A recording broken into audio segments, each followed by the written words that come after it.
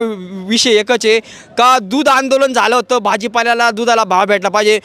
पूर्ण महाराष्ट्रात इतकं खतरनाक आंदोलन झालं होतं, प्रत्येकाला इच्छा निर्माण झाली की आता काहीतरी होणार. मग काय झालं? तिकडं गेले ते स्नेहाला ताईला घेऊन ते 4-5% भामटेचे शेतकरी संघटनेचे पादरी पुढरी आणि त्या ठिकाणी ते डायरेक्ट मॅनेज झाले का नाही? ते काय करतात त्याच्यातून ते स्वतःचं एक अस्तित्व निर्माण करतात. कोणतरी नेता तयार होतो. तो थोडं आंदोलन करायचं, 5-50 माणसं जमा करायचे, लगेच पुढे यायचो. तो नेता होतो. त्याला शेतकऱ्याची काय घेणं, शेतकऱ्याचा फक्त वापर होतो.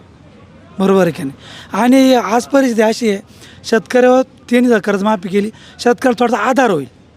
बरं, शेतकरी संघटित होत नाही. त्यांना माहिती बच्चू कडू हे त्याच वेळेस कळलं ते जनतेला, स्वतःला सगळ्यांना वाटायचं की यार खरंच झिरो आहे. पण ते ज्यावेळेस म्हणते ना आम्ही उठाव केला, सगळे म्हणायचे गद्दारी केली आणि हे म्हणजे आम्ही उठाव केला. अरे म्हटलं यांची भाषा.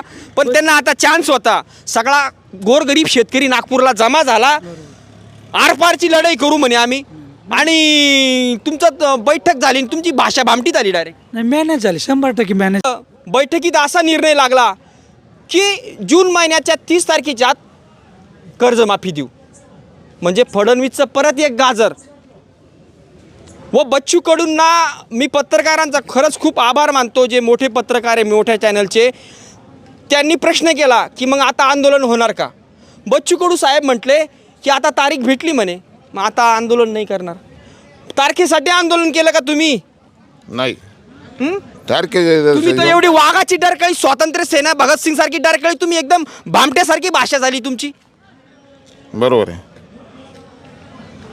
म्हणजे मला असं म्हणायचं आहे की आत्तापर्यंत शेतकऱ्याच्या टाळूवरचं म्हणजे लोणी खाता मध्यंतरी सुद्धा पुणतांब्याच्या शेतकऱ्यांनी आंदोलन केलं होतं. आपल्या खेड्यागावात प्रत्येकाच्या तरुणामध्ये सगळ्यांमध्ये अगदी जोश निर्माण झाला होता की आता कर्ज माफ होणार, कांद्याला भाव भेटणार, कापसाला भाव भेटणार, दुधाला भाव भेटणार. व सुकाणू समिती स्थापन झाली. स्नेहाला ताई कोल्हे वगैरे हे सगळे मुंबईत यांची समितीची बैठक झाली व ते सगळं फसवेगिरीचं आंदोलन झाले, सगळे फुटले, ते मॅनेज झाले. खरं आहे ना? खरं आहे. आठवतं का तुम्हाला? मग आठवतं ना. खरं आहे. आणि हे विलक्षण पुरतं जे तेवढं आश्वासन देत राहते. विलक्षण झाल्यानंतर आहे ना, हे काही बघती नाही. पुढचा विषय सगळा स्टॉप होऊन जातो. नुसतं कर्जमाफी करू, काय आंदोलन करा, काही करा, काही फरक पडत पण नाही. ही फसवतं, ही कसं योग्य वाटतं का? फसवतं योग्य आहे. दादा काय वाटतं तुम्हाला? मला असं वाटतं की बच्चू भाऊनी जे आंदोलन केलं ते योग्य केलं, पण हे नुसतं